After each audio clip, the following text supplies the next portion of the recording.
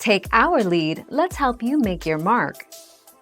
Our goal is your satisfaction. Let us show you the way. Do not use a semicolon when a dependent clause comes before an independent clause. As we have stated above, semicolons can be used to join two complete sentences. Since a dependent clause does not express a complete thought, it is not a complete sentence and cannot be joined to your independent clause by a semicolon.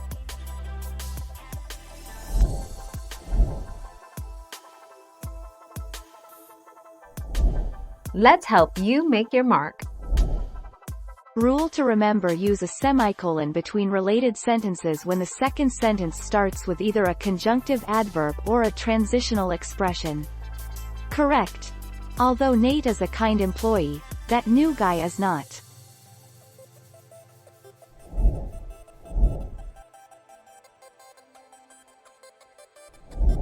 Make your mark, take our lead.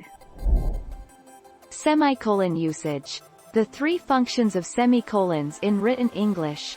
Semicolons. Join two related independent clauses of equal emphasis.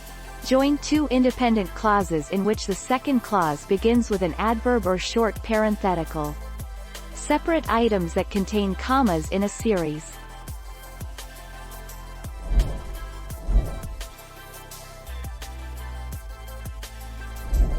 Make your mark, take our lead.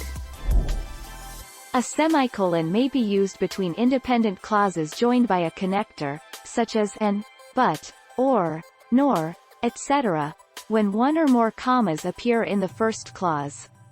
Example: when I finish here, and I will soon, I'll be glad to help you, and that is a promise I will keep. Rule 5.